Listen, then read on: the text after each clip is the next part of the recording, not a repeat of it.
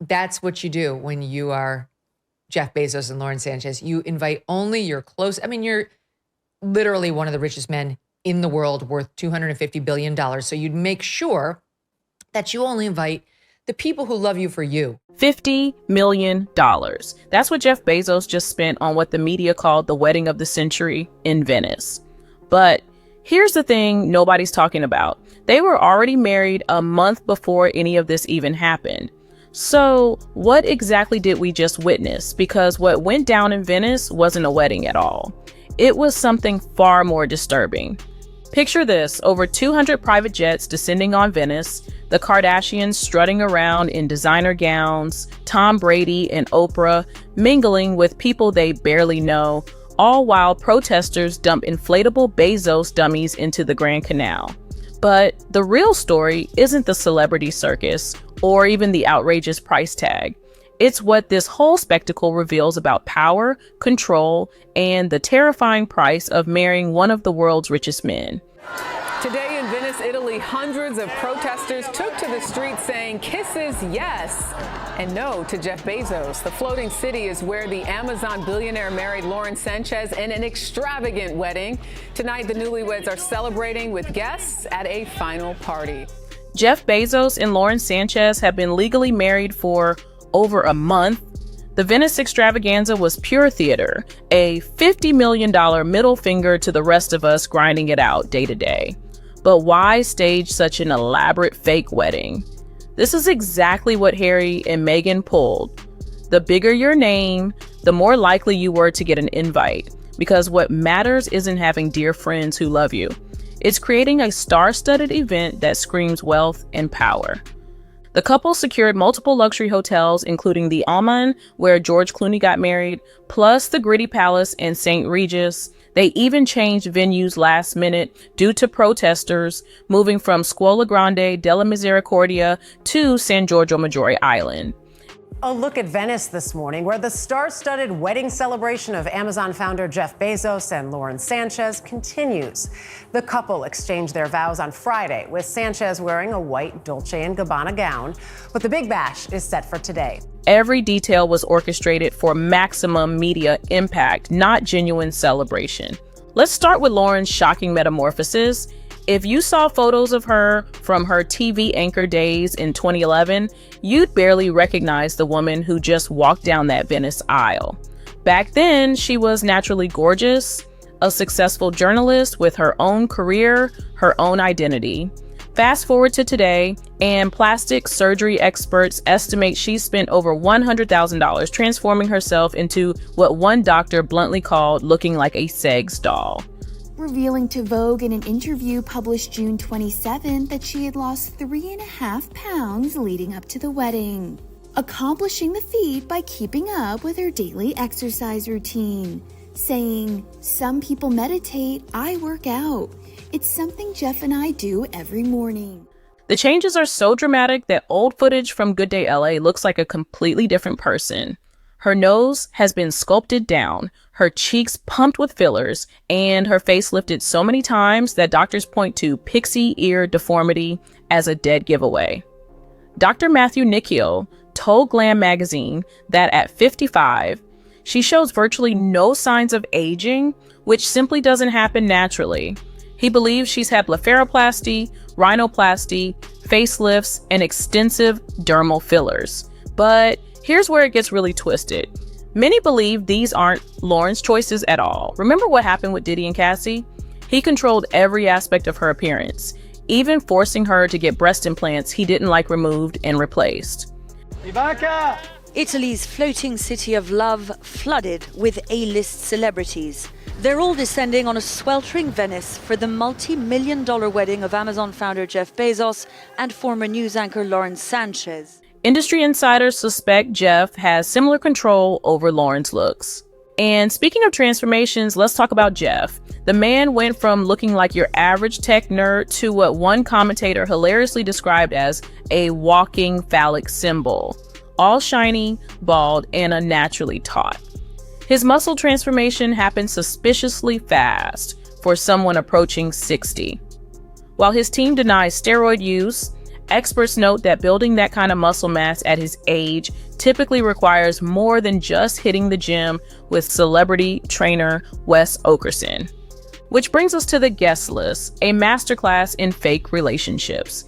Everyone has been keeping up with the Kardashian-Jenners' fashion leading up to Jeff Bezos and Lauren Sanchez's wedding in Venice, Italy. And when the big day arrived June 27th, cameras spotted the Kards-Jenner crew in their highly anticipated wedding day looks, and let's just say they were absolutely prime. These aren't the people who knew Jeff when he was packing books in his garage. These are celebrities he collected like luxury cars. The Kardashians, who were literally partying with Diddy at phone parties just months ago, Tom Brady, Oprah, Orlando Bloom, Queen Rania of Jordan, Leonardo DiCaprio. People drawn to wealth and status, not genuine friendship. Only 200 guests made the cut, but it reads like a who's who of people chasing clout. Compare this to someone like Reese Witherspoon, who famously declined Harry and Meghan's wedding invitation, saying, "I don't know them." That's what real integrity looks like. On Saturday, some of the world's most famous celebrities have descended on Venice in droves for all the glitz and the glam. But not everyone is so thrilled, with some locals hitting the streets to demonstrate against the extravagance, with fears their city is being exploited. When you're worth $215 billion, you don't invite friends. You invite famous people who validate your status. The ceremony kicked off with Elvis's Can't Help Falling in Love, performed by Matteo Bocelli, because even the music had to scream money and connections. Lauren wore a custom Dolce & Gabbana gown that took 900 hours to complete, featuring 180 silk chiffon covered buttons. Everything was designed for maximum Instagram impact. The Venice locals weren't having any of it. Protesters stretched massive banners across St. Mark's Square reading, "If you can rent Venice for your wedding, you can pay more taxes." They floated Bezos dummies clutching fake cash down the Grand Canal, complete with Amazon delivery boxes. You know, the people who were there before you built Amazon, you know, like Gail, like Tom Brady, like all of the Kardashians who were there, like Orlando Bloom. It's super tight. Literally 2 out of the 6 space morons have been invited. Environmental activists pointed out the hypocrisy of someone who lectures about climate change flying in 200 private jets for a party. The city's residents watched their historic home get turned into a billionaire's personal playground, complete with police boats and restricted access for regular people. 5 luxury hotels were completely booked out, disrupting tourism for ordinary visitors. The economic impact was estimated at nearly $1 billion, but locals saw it as cultural vandalism. Greenpeace unfurled banners denouncing Bezos for insufficient tax contributions while he spent obscene amounts on personal entertainment. The protests weren't just about one wedding. They represented growing anger at wealth inequality and billionaires treating historic cities like private playgrounds. But the most disturbing part, the systematic public humiliation disguised as celebration. Industry experts believe this wasn't just rich people having fun, it was Jeff's incel revenge fantasy playing out in public. The foam party yacht spectacle, Lauren's constant objectification, the paparazzi shots that mysteriously appear whenever they're on vacation because they call the photographers themselves. At Trump's inauguration, Lauren showed up in a low-cut tuxedo jacket, her enhanced chest on full display for world leaders, including Mark Zuckerberg, who was photographed openly staring.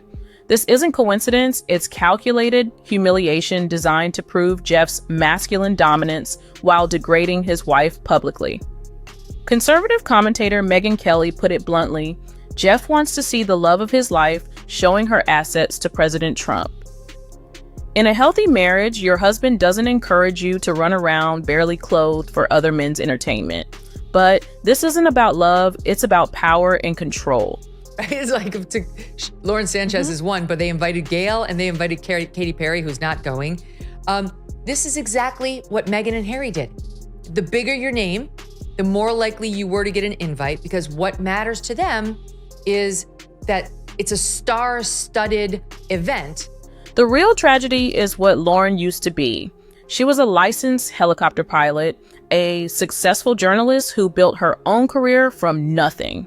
She had substance, accomplishments, independence. Now she's reduced to arm candy for a man whose midlife crisis requires public validation of his intimate conquests. Her friend circle has shrunk to fellow trophy wives like Kris Jenner and the Kardashian clan, women who understand the transaction.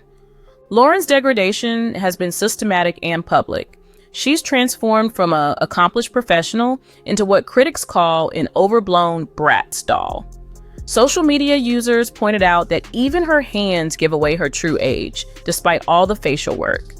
The pressure to maintain this artificial appearance must be crushing. The Venice wedding cost more than most people will earn in multiple lifetimes, but for Lauren, the real price isn't financial. It's her dignity, her identity, and probably her soul. She's living proof that even with unlimited money, some transactions destroy the buyer as much as they enrich the seller.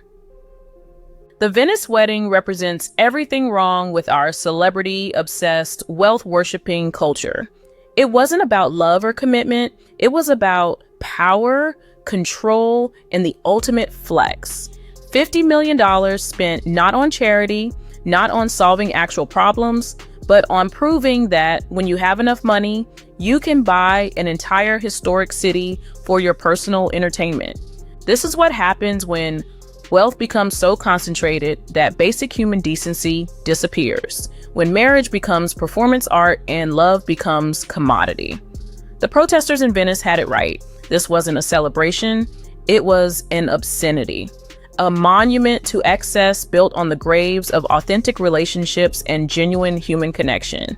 So the next time you see those glossy photos of the happy couple on their yacht, remember what you're really looking at. It's not romance, it's the dark side of the American dream, where everything has a price, including human dignity. And that price tag, apparently it's about $50 million. But what do you think about this whole Bezos situation? Do you believe this was genuine love, celebrating with close friends? Or was it a calculated power move designed to humiliate Lauren while flexing wealth? Is she a willing participant living her best life, or a victim of systematic control paying the ultimate price for financial security? Let me know your thoughts in the comments below. And if you found this breakdown of billionaire culture and fake relationships as disturbing as I did, make sure to hit that subscribe button. Thanks for watching, and I'll see you in the next video.